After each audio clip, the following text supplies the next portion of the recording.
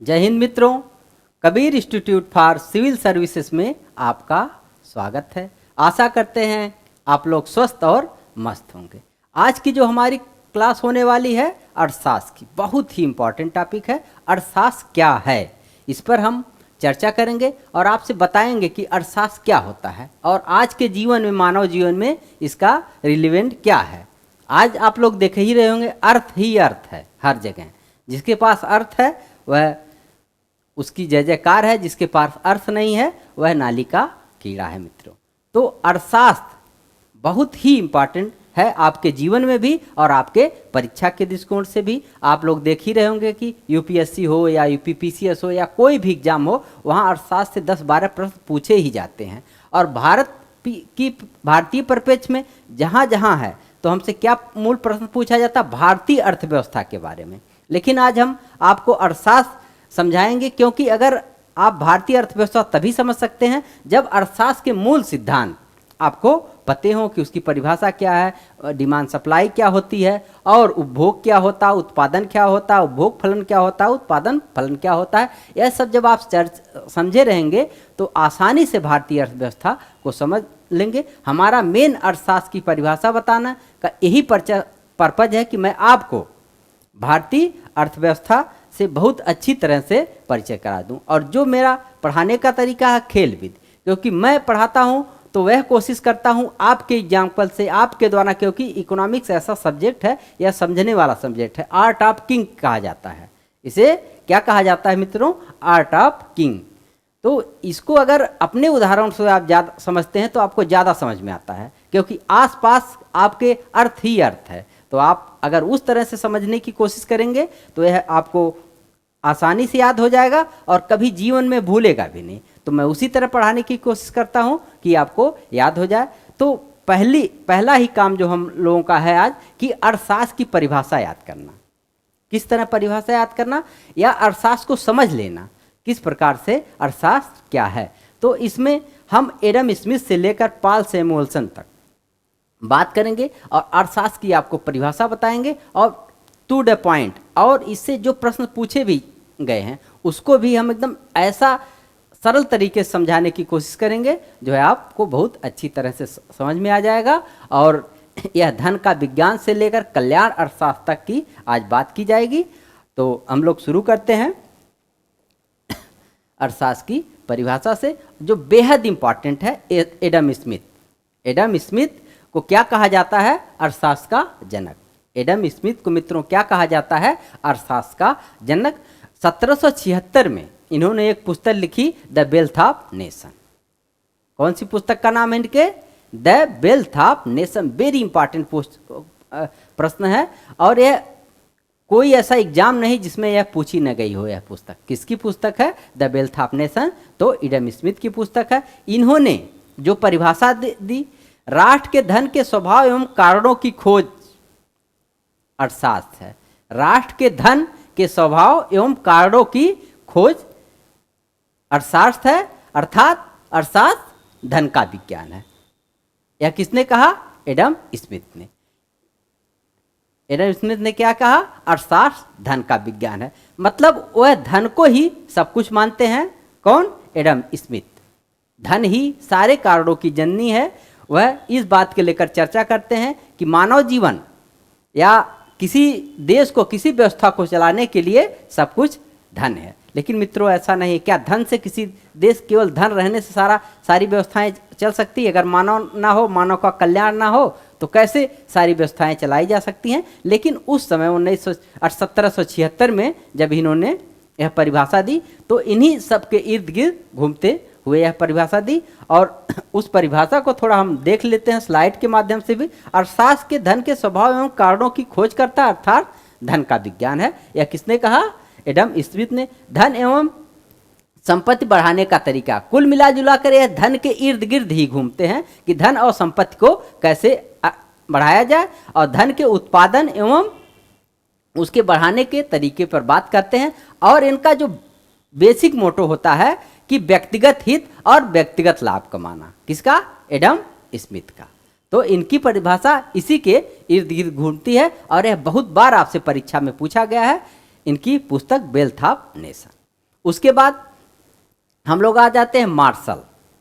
Martial वह भी बहुत बड़े अर्थशास्त्री हैं। उन्होंने जो परिभाषा दी है वह कौन सी परिभाषा? मानव जीवन के साधारण व्यवहार का अध्ययन। मानव जीवन के साधारण व्यवहार का अध्ययन क्या है? अर्थशास्त्र है। और इनकी जो पुस्तक है प्रिंसिपल ऑफ इकोनॉमिक्स, ये बहुत बार कोई ऐसा एग्जाम नहीं है यह भी पुस्तक पूछी न गई हो। 1990 में पुस्तक आती है, कौन से? Principal of economics. Principal of economics कब लिखी गई? 1990 में। और किसके द्वारा लिखी गई? मार्शल के द्वारा। और बहुत ही इंपॉर्टेंट पुस्तक है। और मार्शल किस बात के समर्थक हैं? मानव कल्याण के समर्थक हैं और मानव जीवन के साधारण व्यवहार का अध्ययन। केवल ये पैसे को ही सब कुछ नहीं, धन को ही सब कुछ नहीं मानते। यह क्या मानते हैं? मानव जीवन के साधारण व्यवहार का अध्ययन जो है वह क्या है? अर्थशास्त्र है। उसमें धन का उपभोग कैसे किया जाए, उत्पादन कैसे किया जाए जिससे मानव कल्याण अधिकतम हो सके, इन सब की बात कौन करते हैं? मार्शल। लेकिन उसके बाद एक वेरी इंपॉर्टेंट नाम आता है रॉबिन्सन। रॉबिन्सन, और इन्होंने जो परिभाषा दी वह बहुत ही रिलेवेंट है। उन्होंने कहा कि मानव की जो आवश्यकताएं हैं वो क्या है? असीमित है। आप भी जान नहीं रहे हैं कि रावण ने भी सोच लिया था कि स्वर्ग में सीढ़ी लगाने के। तो आपके भी जीवन में जैसे कि जिसके पास साइकिल है वो मोटरसाइकिल की चाह रखता है, जिसके पास मोटरसाइकिल आ गई वो 4 व्हीलर की चाह रखता है, 4 व्हीलर आ गई फॉर्च्यूनर की चाह रखेगा। फिर लास्ट में क्या करेगा? जब फॉर्च्यूनर आ जाएगी तो लैम्बोर्गिनी की बात करेगा। उसके बाद वह कहाँ? हेलीकॉप्टर की बात करेगा। मतलब मानव की जो चाहत है वह असीमित है, उसकी कोई सीमितता नहीं। और हमारे संसाधन जो पृथ्वी पे सारे संसाधन हैं वह सीमित है। तो रॉबिन्सन जी ने कहा कि मानव की जो असीमित आवश्यकताएं हैं और जो हमारे सीमित संसाधन हैं उसके द्वारा, अपनी सीमित संसाधनों के द्वारा असीमित आवश्यकताओं की पूर्ति करने का जो तरीका सिखाता है वह क्या है? अर्थशास्त्र है। यह किसने कहा मित्रों? रॉबिन्सन ने। और यह बहुत ही इंपॉर्टेंट है क्योंकि यह आपको जानना होगा कि हमारे पृथ्वी पे जो संसाधन हैं वह क्या है? सीमित हैं। और जो मानव की आवश्यकता है यानी चाहत है वह कितनी है? असीमित। अभी आप सोच लीजिए कि हमारे पास 4 व्हीलर होनी चाहिए अगर आप बाइक से आ रहे हैं। तो मानव की असीमित आवश्यकताओं की पूर्ति करने के लिए, असीमित आवश्यकताओं की पूर्ति करने के लिए सीमित संसाधनों से वह पूर्ति कैसे की जाए, जो तरीका बताया जाता है वह किसमें बताया जाता है? अर्थशास्त्र में। वेरी इंपॉर्टेंट है। ये आपसे कई बार पूछा गया है, कई एग्जामों में पूछा गया है कि सीमितता और असीमितता को किसने परिभाषित किया है अर्थशास्त्र में? तो रॉबिन्सन ने। क्योंकि आप लोग जान ही रहे होंगे सारे संसाधन सीमित है लेकिन मानव की आवश्यकता क्या है? असीमित है। यहाँ पर देख लेते हैं कि रॉबिन्सन ने यह कहा कि अर्थशास्त्र वह सामाजिक विज्ञान है जो व्यक्ति, समाज और सरकार के सीमित संसाधनों के द्वारा असीमित आवश्यकताओं की पूर्ति करने का तरीका बताता है। वह क्या है? अर्थशास्त्र है। वेरी इंपॉर्टेंट है मित्रों, यह रॉबिन्सन वेरी इंपॉर्टेंट है और इन्हीं की परिभाषा रिलेवेंट है। उसके बाद एक नाम आता है पॉल सैमुअल्सन का। पॉल सैमुअल्सन का, उन्होंने एक पुस्तक लिखी जिसका नाम है अर्थशास्त्र। जिसका क्या नाम है मित्रों? अर्थशास्त्र। और वह पुस्तक कब आई थी? 1948 से। मतलब अभी लेटेस्ट जो आप बात करें, जब हम लोग आज़ाद हो रहे थे या आज़ाद हो गए थे उसी समय उन्होंने पुस्तक लिखी। किसने? पॉल सैमुअल्सन ने। केवल साधनों का चयन ही नहीं अर्थशास्त्र है। ये सब क्या बता रहे हैं कि केवल साधनों का चयन बता रहे हैं कि सीमित संसाधन से असीमित अर्थव्यवस्थाओं की पूर्ति कैसे की जाए। यह सब मार्शल जी के साधारण व्यवहार का अध्ययन है। या स्मिथ क्या कह रहे हैं? धन का विज्ञान है। मतलब ये संसाधनों की बात करते, चयन की बात करते हैं। लेकिन उसके साथ, समय के साथ उसके विकास और वितरण की बात कौन करता है लास्ट में आकर? Paul Samuelson. वो टेक्नोलॉजी की बात करते हैं, किस प्रकार के टेक्नोलॉजी के माध्यम से सीमित संसाधनों के द्वारा सीमित आवश्यकताओं की पूर्ति की जाएगी। लेकिन आज के ज़माने में अगर आज हम रिलेवेंट करें तो वह क्या कहते थे? विकास और वितरण की बात करते थे 1948 में। लेकिन आज की परिभाषा अगर हम लोगों के द्वारा परिभाषा अगर गढ़ी जाए तो सीमित संसाधनों के द्वारा असीमित आवश्यकताओं को कैसे पूर्ति की जाएगी, तो मानव टेक्नोलॉजी या रोबोट या एआई के माध्यम से किस तरह से हम लोग करें कि सीमित संसाधनों के द्वारा असीमित आवश्यकताओं की पूर्ति हो जाए। वह परिभाषा जिस देश काल चलता है उस देश काल के अनुसार परिभाषाएं बदलती रहती हैं। और इससे पहले 1948 से जो एक पुस्तक लिखी है पॉल सैमुअल्सन ने, उससे पहले भी हमारे एक मनीषी ने पुस्तक अर्थशास्त्र नामक पुस्तक लिखी है। उनका नाम क्या है? चाणक्य। किसने लिखी है? चाणक्य। और उन्होंने जो परिभाषा दी अर्थशास्त्र की, वह केवल किसी एक देश या एक विशेष काल के लिए नहीं दी है। उन्होंने ऐसी परिभाषा दी उस जमाने में, किसके जमाने में? चंद्रगुप्त मौर्य। उनके शासनकाल में ये उनके क्या हुआ करते थे? प्रधानमंत्री हुआ करते थे। और उन्होंने जो परिभाषा दी वह वसुधैव कुटुंबकम के तहत परिभाषा दी। उन्होंने कहा संपूर्ण पृथ्वी का लाभ। किसने कहा? चाणक्य ने कहा संपूर्ण पृथ्वी का लाभ और उसका पालन करने का विज्ञान अर्थशास्त्र है। आप सोच लीजिए कब उन्होंने परिभाषा दी और कितनी रिलेवेंट परिभाषा दी कि वह किसी देश की बात नहीं करते, पूरे पृथ्वी की बात करते हैं। मतलब विश्व के कल्याण की बात करते हैं। संपूर्ण पृथ्वी का लाभ और उसका पालन करने का विज्ञान क्या है मित्रों? अर्थशास्त्र है। बहुत ही इंपॉर्टेंट परिभाषा दी। और उनकी जो पुस्तक है अर्थशास्त्र, लेकिन कई बार आपसे प्रश्न पूछा गया है कि जो चाणक्य की अर्थशास्त्र पुस्तक है वो किससे संबंधित है? राजनीतिक विज्ञान से, भूगोल से, अर्थशास्त्र से या गणित से? तो वहाँ आपको उत्तर लगाना होगा राजनीतिक विज्ञान से संबंधित। उन्होंने परिभाषा जरूर दी है, लेकिन शासन प्रशासन कैसे चलाया जाए इस तरह की उन्होंने उसमें ज़्यादा बात की है। और उसी में उन्होंने अर्थशास्त्र की परिभाषा दी। किसने? चाणक्य ने। तो यहाँ तक जो हम आपको जर्नी बताए यह वेरी इंपॉर्टेंट है। ये सारी परिभाषाएं आपको याद होनी चाहिए और आपके बेस से, आपके तरीकों से, खेल बुद्ध से, आपके समान एग्जाम्पल देकर हमने आपको समझाया। लेकिन अब थोड़ा स्लाइड के माध्यम से भी देख लेते हैं। और जो क्वेश्चन आंसर है, इसके क्वेश्चन आंसर जो हमने लगाए हैं वेरी इंपॉर्टेंट क्वेश्चन है। आप लोग समझ लीजिए जो क्वेश्चन है 10 क्वेश्चन है वो आपके परीक्षा में आए हुए हैं। क्योंकि इन परिभाषाओं से क्वेश्चन आपको मित्रों पूछेगा नहीं, लेकिन एडम स्मिथ की पुस्तक उससे पूछ लेगा, रॉबी मार्शल से पुस्तक से पूछ लेगा, अर्थशास्त्र से संबंधित उन सारे बात आगे चैप्टर में की जाएगी, आगे स्लाइड में। अब मार्शल की पढ़ मानव कल्याण का विज्ञान है, ये हम सब प्रिंसिपल ऑफ इकोनॉमिक्स, इसकी चर्चा हम आपसे कर ही चुके हैं। और आप लोग को एक बेहद इंपॉर्टेंट उसी सारे टॉपिकों को पढ़ाया जाएगा जो आपके एग्जाम में आते हैं और भविष्य में आए भी हैं। तो इन सबको हम आपसे बात करते थे। व्यक्ति जो अपना आय प्राप्त करता अपने कल्याण के लिए कैसे उपभोग करे, यह कौन बताता है? मार्शल बताते हैं। बहुत ही इंपॉर्टेंट अर्थशास्त्री हैं। अब विष्णुगुप्त, इसकी चर्चा हम कर ही चुके हैं। संपूर्ण पृथ्वी का लाभ और उसका पालन करने का तरीका जो बताता है वो क्या बताता है मित्रों? अर्थशास्त्र। वेरी इंपॉर्टेंट है। आगे बढ़ते हैं। अब दूसरी चर्चा जो हम आपसे करने वाले हैं, अर्थशास्त्र को 2 भागों में बांटा गया है, व्यष्टि अर्थशास्त्र और समष्टि अर्थशास्त्र। व्यष्टि अर्थशास्त्र और समष्टि अर्थशास्त्र। अब व्यष्टि अर्थशास्त्र क्या होता है, समष्टि अर्थशास्त्र क्या होता है, इसको भी यहीं पर आपको जान लेना बहुत ही जरूरी है। व्यष्टि अर्थशास्त्र मतलब सूक्ष्म अर्थशास्त्र आपके तरीकों से, और समष्टि का अर्थ होता है बड़ा। मतलब जब हम बड़े पैमाने पर किसी चीज़ की बात करते हैं तो उसमें अध्ययन जो किया जाएगा वह समष्टि अर्थशास्त्र के तहत किया जाएगा। और सूक्ष्म, उसी का जब सूक्ष्म किसी व्यक्ति विशेष का अध्ययन किया जाएगा तो उसे क्या कहा जाएगा? व्यष्टि अर्थशास्त्र। जैसे मित्रों आपके परिवार की आय व्यय जो होगी उसका जब अध्ययन किया जाएगा तो वह व्यष्टि अर्थशास्त्र के तहत किया जाएगा। अब वही काम जब किसी प्रदेश की आय व्यय का अध्ययन किया जाएगा, उत्पादन उपभोग का अध्ययन किया जाएगा, तो उसे क्या कहा जाएगा? समष्टि अर्थशास्त्र। और यह वेरी इंपॉर्टेंट है। इससे कई बार तुलनात्मक प्रश्न पूछे गए हैं और आईएएस से लेकर पीसीएस तक और एसएससी तक हर जगह इससे प्रश्न पूछा गया है, व्यष्टि और समष्टि अर्थशास्त्र से। और यह बहुत ही उपयोगी है, इसको आपको जानना ही पड़ेगा क्योंकि अर्थशास्त्र को 2 भागों में बांट दिया जाता है, समष्टि और व्यष्टि। तो जब व्यक्तिगत रूप से किसी वस्तु का या छोटे समूह का अध्ययन किया जाए तो वह व्यष्टि अर्थशास्त्र होता है। जब उसी का बड़े पैमाने पर अध्ययन कर लिया जाए तो वह क्या हो जाता है मित्रों? समष्टि अर्थशास्त्र हो जाता है। अब इसमें स्लाइड में वही बातें की गई हैं। अर्थव्यवस्था की छोटी इकाइयों का अध्ययन क्या है? व्यष्टि अर्थशास्त्र है। और समष्टि, संपूर्ण अर्थव्यवस्था का अध्ययन क्या है?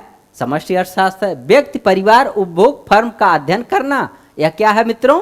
यह व्यष्टि अर्थशास्त्र के तहत आता है। और राष्ट्रीय आय, रोजगार, महंगाई, आर्थिक विकास का अध्ययन करना समष्टि अर्थशास्त्र हो जाएगा मित्रों।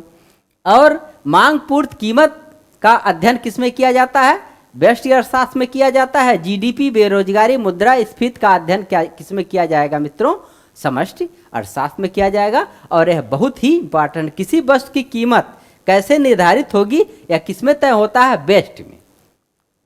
किसमें? बेस्ट में तय होता है। देश की महंगाई, बेरोजगारी की जब बात की जाएगी तो यह समष्टि रूप से बात की जाएगी। और मूल्य एवं उत्पादन संबंधी निर्णय किसमें लिए जाएंगे? व्यष्टि अर्थशास्त्र में लिए जाएगा। और मौद्रिक और राजकोषीय नीतियों की जब बात की जाएगी यह समष्टि में, किसी देश की होती है तो वह समष्टि में अर्थशास्त्र की जाएगी।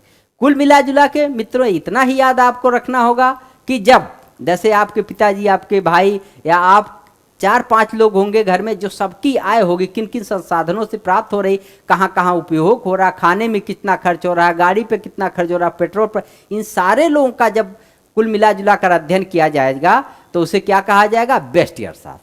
और उसी परिप्रेक्ष्य में किसी प्रदेश का अगर अध्ययन कर लिया जाएगा, उसकी आय, व्यय, खर्च, उत्पादन, उपभोग का, तो वह क्या कहलाएगा? समष्टि अर्थशास्त्र कहलाएगा। इतना ही आपको समझना है, व्यष्टि और समष्टि। आगे बढ़ते हैं मित्रों। अब आपसे जो इम्पॉर्टेंट क्वेश्चन हैं, जो आपके परीक्षा में पूछे गए हैं बार बार या बार बार पूछे जाते हैं, उन्हीं को हम लेकर आए हैं। और आप देखते हैं इतना मेरे समझाने के बाद, बार बार खेल बीच से समझाने के बाद, कौन इसका उत्तर सही करता है। और आप लोग कमेंट बॉक्स में और बताएं कि किस तरह से हम इकोनॉमिक्स पढ़ाएं कि जैसे आपको समझ में आ सके। मेरा जो तरीका है आपके एग्जाम्पल से, गांव के एग्जाम्पल से समझाना, अगल बगल के एग्जाम्पल से इकोनॉमिक्स समझाना, जिससे आपको समझ में आ सके। तो पहला प्रश्न आप लोगों के सामने, अर्थव्यवस्था का जनक, अर्थशास्त्र का जनक किसे कहा जाता है? ए ऑप्शन हो जाएगा अल्फ्रेड मार्शल, बी ऑप्शन हो जाएगा एडम स्मिथ, सी ऑप्शन हो जाएगा लियोनार्ड रॉबिन्सन और डी ऑप्शन हो जाएगा पीएल सैमुअल्सन। तो किसे कहा जाता है अर्थशास्त्र का जनक? एडम स्मिथ को। इनकी पुस्तक का क्या नाम है? Wealth of nation. कब छपी थी? 1776 में। अर्थशास्त्र धन का विज्ञान है, यह कथन किस अर्थशास्त्री का? वेरी इंपॉर्टेंट है। ए ऑप्शन हो जाएगा एडम स्मिथ, बी होगा लियोन रॉबिन्सन और सी हो जाएगा अल्फ्रेड मार्शल और डी हो जाएगा जेएस मिल। तो हमने आपको बताया ही है कौन है? एडम स्मिथ है। धन का विज्ञान किसने कहा है अर्थशास्त्र को? Adam Smith. आगे बढ़ते हैं। The wealth of nation, the wealth of nation very important है। किसकी पुस्तक है? David Ricardo, JS Keynes, Adam Smith और कार्ल मार्क्स। तो आपका उत्तर हो जाएगा एडम स्मिथ। किसकी पुस्तक है? एडम स्मिथ की। कौन? Wealth of nation. आगे बढ़ते हैं। कल्याण संबंधी परिभाषा अर्थशास्त्र की किसने दी है? कल्याण संबंधी परिभाषा अर्थशास्त्र की किसने दी है? तो ए हो जाएगा एडम स्मिथ, बी हो जाएगा लियोन रॉबिन्सन, सी हो जाएगा अल्फ्रेड मार्शल और डी हो जाएगा कार्ल मार्क्स। तो किसने दी है? अल्फ्रेड मार्शल ने। और हमने आपको बताया उनकी पुस्तक का नाम है प्रिंसिपल ऑफ इकोनॉमिक्स। कब छपी थी? 1990 में। और उन्हें मानव जीवन के साधारण व्यवहार का अध्ययन ही अर्थशास्त्र है। किसने कहा? अल्फ्रेड मार्शल ने। और इनकी जो परिभाषा है मानव के कल्याण संबंधित परिभाषा है। प्रिंसिपल ऑफ इकोनॉमिक्स किसकी पुस्तक है? ए ऑप्शन हो जाएगा एडम स्मिथ, बी हो जाएगा डेविड रिकार्डो, सी हो जाएगा अल्फ्रेड मार्शल, डी हो जाएगा किन्स। तो किसकी पुस्तक है? The principal of economics, economics के सिद्धांत 1990 में छपी थी। और यह कौन है? मार्शल। अर्थशास्त्र वह विज्ञान है जो मानवीय व्यवहार का अध्ययन करके असीमित आवश्यकताओं और सीमित संसाधनों के संबंध के रूप में करता है। यह दुर्बलता की परिभाषा किसने दी है? असीमित संसाधन, असीमित आवश्यकता जो है वह क्या है? असीमित आवश्यकता और सीमित संसाधन मतलब दुर्लभ संसाधन। तो यह इनकी परिभाषा क्या हो जाती है? दुर्लभता से संबंधित। और यह क्या है? तो नाम क्या है जिसने ये परिभाषा दी है? तो ए हो जाएगा एडम स्मिथ, बी हो जाएगा लियोन रॉबिन्सन, सी हो जाएगा अल्फ्रेड मार्शल और डी हो जाएगा जे.एम. किन्स। तो आपका उत्तर हो जाएगा छठवें का बी लियोन रॉबिन्सन। आपको हम बहुत अच्छी से अच्छे से समझाया गया कि सीमित संसाधनों के माध्यम से असीमित आवश्यकताओं की पूर्ति करने का जो विज्ञान तरीका सिखाता है वह क्या है? अर्थशास्त्र है। ये किसकी परिभाषा है? Paul Leon Robinson. किसकी परिभाषा मित्रों? रॉबिन्सन की है, और बहुत ही इंपॉर्टेंट रॉबिन्सन है क्योंकि ये रिलीवेंट परिभाषा है आज के मानव जीवन में। 7वां, आधुनिक विकास केंद्रित परिभाषा अर्थशास्त्र के संबंध में किसने दी है? आधुनिक विकास से संबंधित परिभाषा किसने दी है? वेरी इंपॉर्टेंट है, और इन्होंने अर्थशास्त्र नामक पुस्तक भी लिखी है। तो कौन है? ए पॉल सैमुअल्सन, बी हो जाएगा रॉबिन्सन, सी हो जाएगा मार्शल, डी हो जाएगा एडम स्मिथ। तो वह कौन है? पॉल ए सैमुअल्सन। यह किसी से केवल साधनों का चयन करना ही अर्थशास्त्र नहीं है। यह कौन करता है? Paul Samuelson. समय के साथ उसके विकास और वितरण की बात करते हैं। कौन? Paul Samuelson. आगे बढ़ते हैं। पॉल सैमुअल्सन ने 1948 में कौन सी पुस्तक लिखी थी? तो शायद हम आपको बता चुके हैं, a principle of economics, the wealth of nation और द दास कैपिटल। तो उनकी पुस्तक का नाम है इकोनॉमिक्स। अब प्रिंसिपल ऑफ इकोनॉमिक्स किसकी पुस्तक है? आप लोग पढ़ ही चुके हैं। प्रिंसिपल ऑफ इकोनॉमिक्स किसकी पुस्तक है? मार्शल। ये आपको याद रखना है, मार्शल। प्रिंसिपल ऑफ इकोनॉमिक्स किसकी पुस्तक है मित्रों? मार्शल की पुस्तक है। और the wealth of nation Adam Smith की पुस्तक है। एडम